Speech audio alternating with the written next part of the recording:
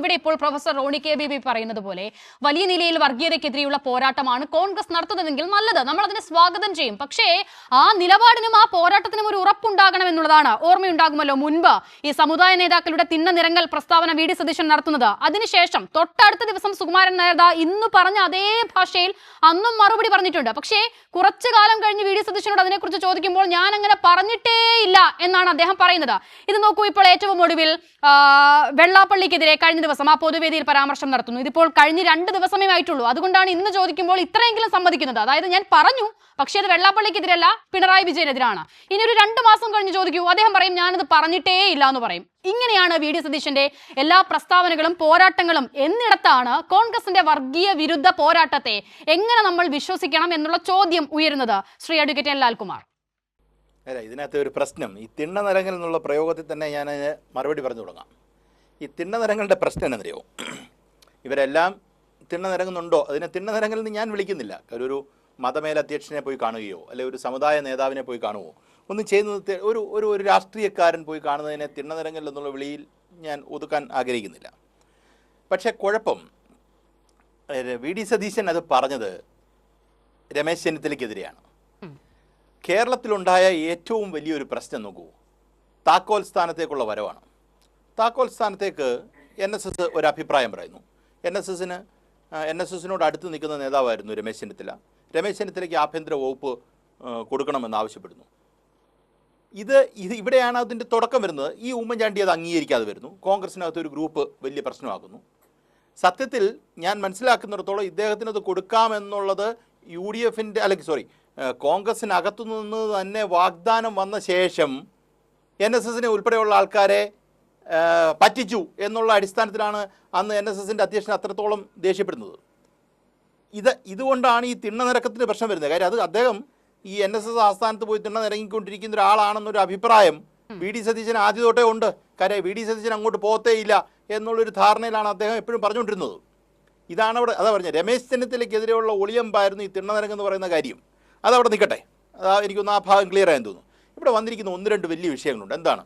മുഖ്യമന്ത്രി പിണറായി വിജയൻ ഈ പറയുന്ന SNDP യോഗത്തിൻ്റെ ജനറൽ സെക്രട്ടറിയെ വണ്ടിയെ കയറ്റി. അല്ല, SNDP യോഗത്തിൻ്റെ ജനറൽ സെക്രട്ടറിയെ വണ്ടിയെ കയറ്റാൻ പാടില്ല എന്നൊരു അഭിപ്രായം കോൺഗ്രസിനുണ്ടോ? അങ്ങനെയാണെങ്കിൽ അത് പരസ്യമായി പറയട്ടെ. ഈ പറയുന്ന ഈ മുഖ്യമന്ത്രിയുടെ വണ്ടിയിൽ SNDP യോഗത്തിൻ്റെ ജനറൽ സെക്രട്ടറിയെ കയറ്റിയത് തെറ്റാണ്. നോക്കൂ, SNDP യോഗം ജനറൽ സെക്രട്ടറി മുസ്ലിം ലീഗിനെ ചേർത്ത് വായിക്കേണ്ട കാര്യമാണ്. SNDP യോഗം ജനറൽ സെക്രട്ടറി മുസ്ലിം ലീഗിനെതിരെ പറഞ്ഞ കാര്യം അത് മുസ്ലിം വിരുദ്ധമാക്കി ചിത്രീകരിച്ച് അത് CPMന് വേണ്ടി വെള്ളാപ്പള്ളി പറയുന്നതാണെന്ന് ഈ രാഷ്ട്രീയ പ്രചരണം മൊത്തം കൊടുത്ത് കഴിഞ്ഞിട്ടാണ് ഈ സംഭവം. മനസ്സിലായില്ലേ? അതാണ് ഈ പ്രശ്നം വരുന്നത്. അപ്പം പിന്നെന്താ വെള്ളാപ്പള്ളി നടേശനും ഇദ്ദേഹവും ഒരു ഇത് കൊണ്ട് ഇവർ കെട്ടി. വെള്ളാപ്പള്ളി നടേശൻ ഈ വിഷയത്തിൽ എന്താ മറുപടി പറഞ്ഞിരിക്കുന്നേ? ഞാനൊരു ഈ പറയുന്ന പിന്നാക്ക വിഭാഗത്തിൻ്റെ ആളായതുകൊണ്ടാണ് വി ഡി സതീശൻ ഇതൊക്കെ ചെയ്യുന്നത്. മുഖ്യമന്ത്രിയുടെ കാറിൽ ഞാൻ കയറുന്നതിന് ഇത്രയും പ്രശ്നമാക്കുന്നതിന് കാര്യം അതാണ് അദ്ദേഹം തന്നെ വിലയിരുത്തൽ. അദ്ദേഹത്തിൻ്റെ വിലയിരുത്തലാണ്. നമ്മുടെ വിലയിരുത്തലൊക്കെ പോട്ടെ. ആ കാറെ കയറ്റിക്കൊണ്ടുപോയ ആള് വെള്ളാപ്പള്ളി നടേശനാണല്ലോ. ആ വെള്ളാപ്പള്ളി നടേശൻ ആ വിഷയത്തിൽ എന്താ പറഞ്ഞിരിക്കുന്നത് എന്നുള്ള കാര്യം മാത്രം നോക്കിയാൽ മതി. അതിനകത്ത് വർഗീയതയും ബാക്കിയൊക്കെ അവിടെ നിൽക്കട്ടെ. ചുരുക്കത്തിൽ പറഞ്ഞാൽ വളരെ കൃത്യമാണ്. ഇവർക്ക് മുസ്ലിം കൺസോൾട്ടേഷൻ വേണമായിരുന്നു. അതിനു വേണ്ടിയിട്ടുള്ള എല്ലാ കളികളും അവർ നടത്തി എന്നുള്ളതാണ്. അത് ഇനിയും അവർ നടത്തും. അതുവഴി സത്യത്തിൽ പറ്റിക്കപ്പെടുന്ന ഇവിടുത്തെ മുസ്ലിം മതവിഭാഗത്തിൽപ്പെടുന്ന ആൾക്കാരാണ്. കുറേ പേര് പറ്റിക്കപ്പെട്ടു എന്ന് തന്നെയാണ് ഞാൻ വിശ്വസിക്കുന്നത്. കാരണം എന്താ? CPM ഇവർക്കെതിരെ നോക്കൂ. കേരള രാഷ്ട്രീയത്തിൻ്റെ ചരിത്രത്തിൽ ഈ പറയുന്ന ന്യൂനപക്ഷ കോസിന് വേണ്ടി ഫൈറ്റ് ചെയ്തിട്ടുള്ള പാർട്ടി ഏതാണ്? ലീഗാ? അല്ലെങ്കിൽ ഈ പറയുന്ന കോൺഗ്രസ്സാ? ഒന്നുമല്ല. അതാ പറഞ്ഞ സാമൂഹ്യ സ്പർദ്ധയില്ലാതെ മുന്നോട്ട് പോകുന്ന ഒരു അന്തരീക്ഷം കേരളത്തിലുണ്ടായത് ഈ സർക്കാരിൻ്റെ കീഴിലാണ്. ഇപ്പം നോക്കൂ, മാറാട് കലാപം ഉണ്ടായതിനെ കുറിച്ച് നമ്മൾ പറയേണ്ട കാര്യം വരുന്നെന്താ? ഇവർ ഭരിച്ചുകൊണ്ടിരുന്നപ്പോൾ സംഭവിച്ചു.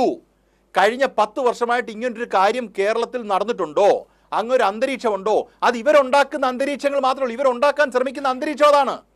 നോക്കൂ, ജമാഅത്തെ ഇസ്ലാമി മതരാഷ്ട്രവാദത്തിൻ്റെ പ്രൊപ്പഗേറ്റേഴ്സാണ്. മതരാഷ്ട്രവാദം എന്ന് പറഞ്ഞാൽ എന്താണ്? ബാക്കിയുള്ള മതസ്ഥർക്ക് ഈ പറയുന്ന രാജ്യത്ത് റോൾ ഇല്ലാതെ വരുന്ന അവസ്ഥയാണ് ജമാഅത്തെ ഇസ്ലാമി പറയുന്ന രാജ്യം. അത് തീവ്ര ഹിന്ദുത്വ രാഷ്ട്രീയം പറയുന്ന RSS പറയുന്ന അതിൻ്റെ നേരെ അപ്പുറത്തെ ഒരു രാഷ്ട്രീയമാണ് പറയുന്നത്. അതിന് എതിർക്കപ്പെടണ്ടേ? അതിന് ഗോവിന്ദ മാസ്റ്ററും പിണറായി വിജയനും പറയുന്ന സ്റ്റേറ്റ്മെന്റുകൾ എങ്ങനെ തെറ്റാകും?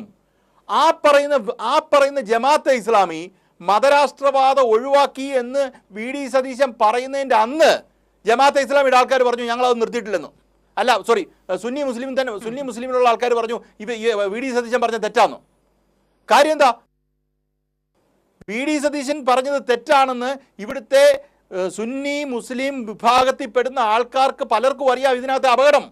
ഇതുവഴി ജമാഅത്തെ ഇസ്ലാമിയുടെ വരവ് വഴി യഥാർത്ഥത്തിൽ പൊറുതിമുട്ടിയിരിക്കുന്നത് ഈ പറയുന്ന മുസ്ലിം മതവിഭാഗത്തിൽപ്പെടുന്ന ആൾക്കാരാണ്.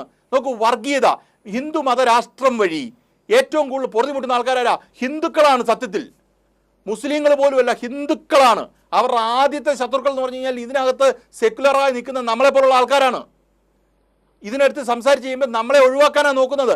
അതുകൊണ്ടാണ് ഗാന്ധി കൊല്ലപ്പെട്ടത്. ഗാന്ധി കൊല്ലപ്പെടുന്നതിന് കാരണം എന്താ? RSSനെതിരെ പ്രവർത്തിച്ചു എന്നുള്ളതുകൊണ്ടാണ്. അല്ലെങ്കിൽ ഈ പറഞ്ഞ ഹിന്ദു മതരാഷ്ട്രവാദത്തിനെതിരെ അദ്ദേഹം നിന്നു എന്നുള്ളതാണ്. അത് ഹിന്ദു മതത്തിനകത്ത് നിന്നു എന്നുള്ളതാണ്. അതുപോലെ തന്നെയുള്ള ഒരു സങ്കീർണമായ പ്രശ്നമാണ് ജമാഅത്തെ ഇസ്ലാമിയുടെ പ്രശ്നം.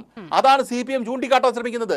വി ഡി സതീശൻ ഇത് കുറപിടിക്കുകയാണ്. വി ഡി സതീശൻ പറഞ്ഞത് ഇതെല്ലാം മാറി, എല്ലാം ഓക്കെ, എല്ലാം ജനാർദ്ദനം പറഞ്ഞല്ലോ, എല്ലാം കോംപ്ലിമെന്റ്സ് ആക്കി എന്നാണ് പറയുന്നത്. പക്ഷെ അത് ജമാഅത്തെ ഇസ്ലാമി പറയുന്നില്ല. ജമാഅത്തെ ഇസ്ലാമിയുടെ ആരെയും ഉത്തരവാദിത്തപ്പെട്ട ആൾ വന്നിട്ട് പറയുന്നുണ്ടോ ഞങ്ങൾ മതരാഷ്ട്രവാദം ഒഴിവാക്കിയെന്ന്? നോക്കൂ, അസിത് തന്നെ പണ്ട് നമ്മൾ തമ്മിൽ ഇരുന്നൊരു ചർച്ചക്കകത്ത് വന്നൊരു വിഷയമാണ്. ഈ പറയുന്ന പഞ്ചായത്ത് തിരഞ്ഞെടുപ്പുമായി ബന്ധപ്പെട്ട് ജമാഅത്തെ ഇസ്ലാമിയുടെ പാർട്ടിയായ വെൽഫെയർ പാർട്ടി, ആ വെൽഫെയർ പാർട്ടിയുടെ പല സ്ഥാനാർത്ഥികളെയും പ്രഖ്യാപിച്ചത് പാണക്കാട്ട് നിന്നാ ചീട്ടെഴുതി കൊടുത്തത്. അതെങ്ങനെ കൊടുക്കാൻ പറ്റും UDFന്റെ ഒരാൾക്ക്? നിങ്ങൾ മതരാഷ്ട്രവാദത്തിൽ നിങ്ങൾ വിശ്വസിക്കുന്നുണ്ടോ? അതെങ്ങനെ ചെയ്യാൻ പറ്റും? ആ പറഞ്ഞതിനെ എതിർക്കപ്പെടേണ്ട കാര്യമല്ലേ? അത് എതിർക്കപ്പെടുക എന്നുള്ളത് ഈ സമൂഹത്തിന്റെ ആവശ്യമല്ലേ?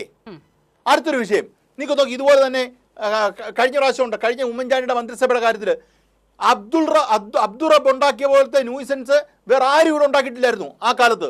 എത്ര വിവാദമാണ് ആ വിദ്യാഭ്യാസ വകുപ്പുമായി ബന്ധപ്പെട്ട് എത്ര എണ്ണമാണ് വന്നത്? വീണ്ടും വീണ്ടും വീണ്ടും വീണ്ടും വിവാദം ഉണ്ടാക്കാൻ നോക്കുവാണ്. എനിക്ക് പറയാനുള്ള ഇത്രേ ഉള്ളൂ, UDF അധികാരത്തിൽ വന്നാൽ വരാനുള്ള സാധ്യതകളെ കുറിച്ചാണ് ഈ മാറാടിലെ കുറിച്ച് നമ്മൾ പറയുന്നത്. UDF വന്നാൽ സമാധാനമായിട്ട് കാര്യങ്ങൾ നടക്കുമോ? SDPI തലപൊക്കുമോ? RSSകാരൻ തലപൊക്കുമോ?